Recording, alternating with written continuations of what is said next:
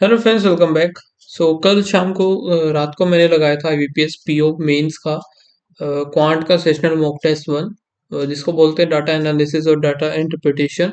इसमें हम बात करेंगे कौन कौन से मैंने क्वेश्चन किए एंड लास्ट में बात करेंगे कि क्या स्कोर रहा एंड ऑल दैट। ठीक है, तो स्टार्टिंग में जितने 25 क्वेश्चन है 1 to 25, ये सारे ही 2-2 मार्क्स के क्वेश्चन थे और लास्ट के जो 10 क्वेश्चन है 26 से लेके 35 तक ये थे भाई एक एक नंबर के। अब 2-2 मार्क्स वाले मेरे से बने नहीं ज़्यादातर, तो मैंने उनको डीआई वगैरह को सभी को स्किप कर दिया, क्योंकि डाटा इंटरप्रिटेशन है तो इसमें मोस्टली डीआई मिलेंगी। तो ये तो आप लोगों को पता ही है। ठीक है, तो ये फर्स्ट डीआई थी, ये मैंने की नहीं। फिर नेक्स्ट जो है ये हमारा क्वेश्चन था, ये भी मैंने नहीं किया। इसके 3 क्वेश्चन थे। ठीक है, एंड ये जो क्वेश्चन था वॉल्यूम यानी कि मेंसुरेशन और हमारा पाइप एंड सिस्टम वाला दोनों मिला करके टाइम वर्क का, तो इसका कॉम्बिनेशन था। फिर नेक्स्ट एक और डीआई आती है, ये थोड़ी सी इजी थी, थोड़ी नहीं काफ़ी इजी थी, बस कैलकुलेशन ही थी जो कुछ था। तो ये मैं आपको बता देता हूँ मैंने कैसे की है। तो इसमें है ना, मार्च का डेटा गिवन था, 5 ABCD 5 डिफरेंट पीपल का। ठीक है, टोटल इनकम उनकी थी ए की इतनी, बी की इतनी, सी की, फिर डी और ई की। फिर लास्ट में फिर एक ये थी टेबल जिसमें इनका परसेंटेज ऑफ सेविंग, जो जितना सेविंग है उसके अलावा जो बच गया, जैसे 25 सेविंग है तो 75 इसका एक्सपेंडिचर होगा। तो ये तो अंडरस्टूड है ये चीज़ें। ठीक है, फिर इसमें सेकंड जो कॉलम है उसमें दिया percentage of expenditure on food out of total, यानी कि 75 जो परसेंट बचा था ए का, उसमें उसका 20% जो है सिर्फ फूड का है। और जो फूड का बचाने के बाद, यानी कि 75% का 20% हो गया फूड। अब 75 का 80% जो बचेगा वो उसका एक्सपेंडिचर जो है वो है रेंट, क्लोथ्स और ट्रैवल का। उन तीनों चीज़ों का बचा हुआ 80% ही हो गया। तो अब जो है बात आती है कि पी और क्यू की वैल्यू हम कहाँ से लाएं, है ना। तो नीचे एक नोट में गिवन है कि बी की जो इनकम है 4,000 ज्यादा है ए से, यानी कि बी हमारा 5P है और ए से कितना ज्यादा है, सिर्फ पी ज्यादा है। उसी पी की वैल्यू 4,000, यानी पी की हमारे पास 4,000 आ गई। ऐसे सी की इनकम जो है 2,000 कम है ई से, सी की इनकम 2,000 कम है ई से। तो ये हम डायरेक्ट निकाल सकते हैं। ठीक है, क्योंकि पी की हमारे पास वैल्यू आ चुकी है, तो 6P में पी की वैल्यू हम पुट कर देंगे वहां से। कितना, 2,000 कम है। तो फिर यहाँ से क्यू की वैल्यू आ जाए, क्यू की आई थी मेरी 11,000, ये रही 11,000।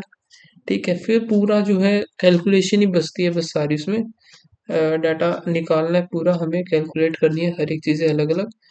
बस फिर इसके 5 क्वेश्चन थे, 2-2 नंबर का एक क्वेश्चन था, तो 10 नंबर तो यहाँ से हो गए। फिर मैंने जो है ना, ये जो मॉक टेस्ट और टाइम से पहले सबमिट भी कर दिया था, क्योंकि चीज़ें मुझे ऐसे लग रही नहीं होंगी नहीं होंगी, चल छोड़ो। फिर डायरेक्ट मैंने सबमिट कर दिया पूरा, अच्छे से मैंने मॉक टेस्ट किया भी नहीं।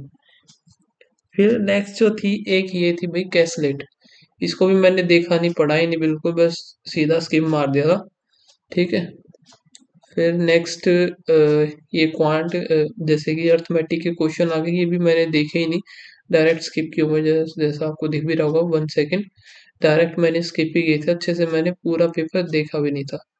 फिर एक और ये थी भाई डीआई, तो ये मैं ट्राई कर रहा था, लेकिन फिर बाद में होने के बाद जब मैंने इसका सॉल्यूशन देखा ना, तो छोटी सी मैं मिस्टेक कर रहा था कि इसमें जो गिवन है इनका जो है ये टोटल वर्क है। ठीक है, 100% टोटल वर्क है, उसमें से ए और बी ने इतना काम किया 20%, फिर बी और सी ने किया 25, फिर ए और डी, फिर सी और डी। तो परसेंटेज में दिया हुआ है कितना कितना काम उन्होंने किया, और नीचे उनका टाइम दिया हुआ है कि भाई ए और बी ने जो 20% काम किया है वो 12/5 डेज में कंप्लीट करना है। तो इस तरीके से लेना था हमें। ठीक है, वहां से इनकी एफिशिएंसीज आ जाती है और डायरेक्ट पूरा फिर हो जाता। ठीक है, फिर वर्क आ जाता कितना कितना गया, तो सारी चीजें हो जाती।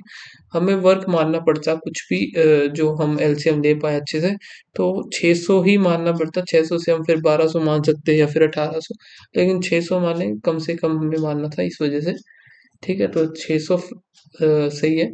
तो 5 क्वेश्चन फिर इसके थे, ये मेरे से हुआ नहीं, तो फिर मैंने कर दिया था, फिर डायरेक्ट सबमिट ही कर दिया, क्योंकि लास्ट में मैं फिर यही पजल बोल रहा हूँ, सॉरी, डीआई जो मैं ये कर रहा था। फिर लास्ट के 10 क्वेश्चन देख लेते हैं। एक तो ये थी नंबर सीरीज, बिल्कुल सिंपल पैटर्न था।